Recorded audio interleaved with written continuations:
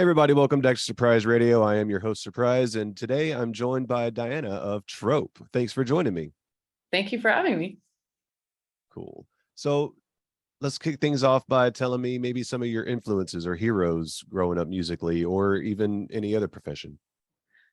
Oh, I love Nina Simone, Jeff Buckley. Oh, I went through a phase of listening to Johnny Cash. I like Indie RE quite a bit. Uh, Eddie Vedder. I like, yeah, Led Zeppelin. I like writers quite a bit. So growing up, I read a lot. So I was reading like Dostoevsky and some of the Bronte sisters' works, and um, recently I've been just looking to writers for a lot of inspiration. Actually, Stella Adler, funny enough, wrote a book about playwrights, and just she has such a poetic way of speaking. So some of her stuff too. So it's kind of a mixed bag. Yeah, some actors that I really love and directors and stuff. But yeah. So I know that you also have some interest outside of music. So tell us about your acting and anything like that, if you want to. Yeah, I do love acting. It's just a really cool alternate kind of space to kind of connect and express or share a story, that in this case usually is not mine. Um, and But yeah, it's kind of a different way of tapping into sharing, expression of sorts. So yeah. Have you gotten your toe in the door of the CW yet so you can be on all their shows? Oh, I don't know if I quite look the type for a Oh my CW goodness. show, I but mean, so they- tell me how you feel about maybe your impact or being a hero for somebody that's coming up in the music industry, because I know that a lot of the music that I feature is still independent, but there's a lot of people that look to the independent scene and find heroes there, and so how does that impact you?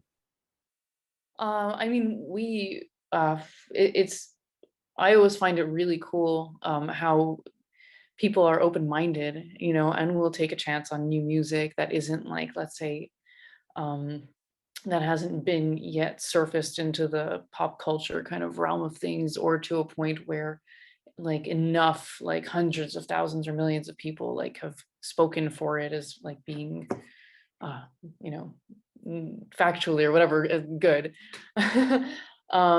So yeah, I mean, it's kudos to people like you who showcase new acts that are coming up and stuff, and yeah, and trust your instincts on what you like personally without being told, like, externally, whether something's good or bad.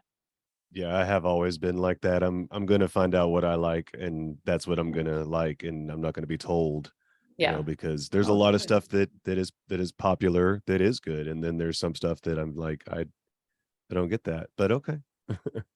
Yeah, and it does come down to a taste thing too at the end of the Of day. So course. just, yeah, but yeah, it's good to know thy tastes. And speaking of side projects that I did mention a minute ago, I know that this is a trope interview, but since it's just you, I do want to talk just a little bit about Divine Astronaut. Are we Yeah, going to sure. get some more material for them? Do you have any inspirations that you want to speak on specifically regarding Divine Astronaut? Well, we are going to be finishing an album. We already have, like, I think almost enough songs to have, so we're just kind of in the tail end of that. But Trope has kind of taken the front and center seat as far as album priorities go. So we will, yeah, like eventually finish that album and get it out there. Once we can, you know, complete the project first. And for Divine Astronaut, I mean, that's more of like a electronic down tempo ambient kind of uh trip hop inspired. And it's funny because I heard that a lot of the bands that are called trip hop don't like that label, ironically, but for the sake of But when you comprehension, say trip trip hop, hop we know what you're inspired. talking about. Yeah, Bristol. But so yeah, it's that kind of realm of things, and it's, yeah. So the album is still gonna have the singles we released and keep in that kind of sonic like space. So yeah. So basically one day soon. Thank I can't wait. I can't wait for that. you. So what is your favorite song to sing? Either yours or like if you're just dancing around the house singing a song, what's one you always kind of go to when you're doing that or something like that? Oh, so not trope necessarily. Oh, I mean, I do want to know your favorite song to sing, Trope, but if you don't have one, just something you really love to sing. Um, oh, phew, that's a good question. Yeah, I mean, it kind of jumps around. Not to be like elusive, but right now because I'm so focused on writing, I'm literally just singing like ideas for the next album. So I don't usually hum anything else. I know that's weird, or maybe if I do, I'm not noticing what I'm singing. Uh, Again, like I mean, sometimes I like just humming some Jeff Buckley stuff to myself, or I find myself humming an India or piece, or maybe a Radiohead song pops in my head, or a Pearl Jam song, or yeah, like it depends, yeah. Or maybe sometimes a Lauryn Hill thing might pop in my head, like a melody from one of her songs, or yeah, or some pop stuff sometimes. Like it's just if I hear something like on the radio, like in, let's say if I'm going to get food or whatever, that like sometimes that'll earworm a little bit too. Yeah. Yeah. Yeah, it's just, you know, sometimes I often wonder if groups listen to their own music. If when they're riding down the road, if they take their CD and put them in, and it's kind of the same with if you're walking around humming to yourself, are you doing your song or are you doing someone else's? So Oh, I that's all. usually no, yeah, I usually don't sing my own stuff. I No. mean, when we first recorded the album, like because I was singing it so much, that's sometimes, yeah, that was happening right after. Like I was like humming a trope thing that we just recorded. But usually no. What will happen is if I'm writing a trope idea, then I will sometimes it'll pop into my head because it's kind of like my brain or psyche or subconscious trying to process that idea. So sometimes it'll come back up, and then I'll like play with it a bit or something like that. Yeah, so sometimes that happens, but it's not usually like I don't really play our CD in the car or yeah, it's not that I don't like listening to it, but sometimes like I don't know, I feel like I've Well, heard it a lot. And you do listen to it what 30, 40, 50 times while you're recording. So yeah, and it doesn't trigger me like some music, like I'm a picky listener. Like mhm, sometimes like it's not even if a song is good or bad per se, because what is that? That's such a relative mhm. thing. But sometimes the energy of a song like will actually trigger me, like where I'm like, oh my God, I can't, like it's a frequency thing. Like I just cannot listen to that right now. So Yes, I totally understand that. yeah, but yeah, so I'm not triggered by her stuff at all, but like I just, yeah, especially when I'm writing new stuff, I don't tend to go back to the previous stuff. You keep talking about writing new stuff and your priorities are Trope before Divine Astronaut. You allowed Yeah. to tease anything new coming up? Because us Trope fans are really, I mean, we love what we've got, but we would love some more.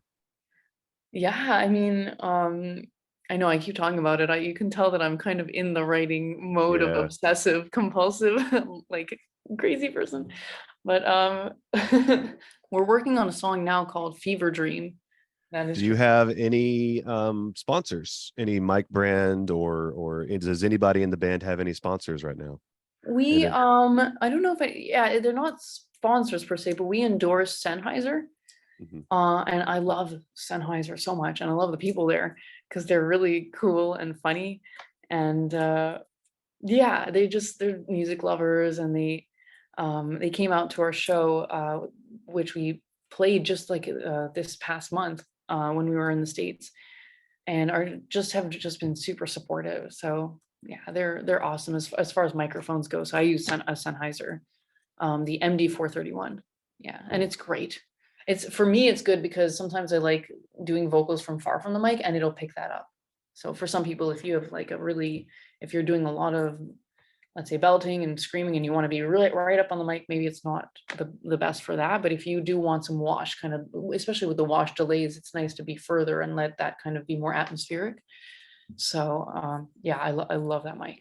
And they're, and I again, did these see you people doing are that. yeah. Saw you doing it at the concert, and I was like, oh, she knows how to sing. She knows how to manipulate the microphone. It's just because I like it when you hear less of me. So it's Oh, just like oh how yeah. far can I get it from me that it's still there's still sound somewhat. Well, some of our notes hit harder, so we have to take it away a little bit. Yeah. Do you have a dream label that you would want to be on, or I mean, anything like that? I'm not sure. I think for us, basically, the most important thing with whoever we partner with is just that they're passionate about the music. Because there's, there's no point in partnering with people who are not gonna be passionate about what you're making or about who you are or what you're trying to project, not just image wise, but just even like we were saying earlier, just what you're trying to impart with people, what you're trying to share, what the goal is, you know. And for us, our why, if you will, is very important to us. So it's like, we want people who are passionate and who are as obsessive as we are, whoever that is, honestly. Yeah. I Absolutely. mean, they You have to have gotta experience. So it's like, yeah, I mean, they have to be professional, but I mean, within that realm of what you're doing and you're professional, like, yeah, we need that extra notch because that's what we are. absolutely. Yeah. So I know that you've done the cover of Shout. Is there any other covers that you really want to do, or that you would love to do live maybe, but you wouldn't necessarily record something like that? Yeah, I would really like to do, and I mean, I don't know if this is going to necessarily happen or not within the context of Trope. We do a cover every album. Um, I have been really connecting to the song "On the Turning Away" by Pink Floyd, especially given like sometimes songs hit you differently based on I don't know where you are. So for me personally, based on the news I was hearing on the day or whatever, like I heard that song and it just like I knew it, but it's connecting with me in a different way right now. So I would like to cover that one. Yeah. We'll see if it happens. I don't know. Do you have any dream tour mates that you'd like to go on tour with? Just somebody that you think that maybe y'all would sound good together, or you're just a big fan and would just love to be in the room with them? Yeah. Oh my gosh. Yeah, a lot. I would love, I think Trope would be great on tour with Incubus. Because we are, there's inspiration in there for sure. Uh, I just saw Alanis Morissette and Garbage in concert I saw in the picture from Ontario, that. actually. I saw the picture from that, and I love Garbage. Yeah. Oh my God. They're both amazing. They both just they're because they're touring Mm. together and they just both put on such an incredible show. And I was always I've been into Garbage for a while, but I didn't know what to expect from Alanis Morissette, like and I knew I loved her songs and everything, but that her concert like also just totally blew me away. The amount of joy she has, and she just feels like someone who's discovering everything in the moment. It's really cool. But yeah, so I think touring with them would be great. Uh, I think we would love to tour with prog band with other prog bands as well, like Carnival and maybe a Perfect Circle and uh, yeah, yeah, I mean Radiohead. Oh, there's so many bands. Yeah. I would like to tour with Pearl Jam as well. I don't know if the music is as, but maybe that's a good thing. It's like I mean, we can be quite alt rock, uh, but even though it's quite different, but that would be awesome. Yeah, that doesn't have to always match up. Sometimes they could be two completely different things. I saw Skindred Yeah, with Gogo Bordello. I mean, that's about as different as it gets right there. I will trust you on that. I don't know either of those. Oh, it's a reggae metal band with a very theatrical Rocky Horror Picture Show type There you performance. go. Yeah, exactly. That's Yeah. yeah, very different. Do you have any upcoming tours that you are about to start on or anything like that? I know you just got back from one, so y'all might be just taking it easy, but Yeah, we had a tour plan in September that got canceled. There was health reasons in the headliner camp in King's X. So right now we're planning a short northeastern US run in September, mid-September. We're just working out some stuff. So it might happen sometime in the fall if it's not September, sometime around there. There's some other stuff that we're also is percolating that logistically we're still working on, but we will hopefully be able to announce shortly. So yeah, we're always planning something on the touring front. Right now, definitely our focus is to finish this album, but yes, the point is always to go out and play for us. But yeah. And before we go, do you have anything else that you might want to plug? Or maybe did your so I know that you did the music for that animated show and Mhm. that you were nominated for something. Has that happened yet? Yeah, so I co-wrote the theme song for an animated feature, The Willoughbys, which was on Netflix, and it still is. If you want to watch it, you can. And the song was actually sung by Alessia Cara, who's a Canadian artist. And so, as such, it was submitted to the Juno Awards, which is kind of like the Canadian Grammys, if you will. And yeah, it ended up getting a nomination, which was really cool. So like the song and well, all its songwriters by proxy ended up being nominated for Juno. So that was I mean, I am Canadian, so that was a kind of a cool little moment. Yeah. Absolutely. And it was just yeah, awesome to be part of that, you know. It was yeah. Thank you so much for joining me, Diana. Thank you so much for having me. And So send our awesome to love have to you. everybody and best of wishes. And I can't Likewise. wait to hear more music.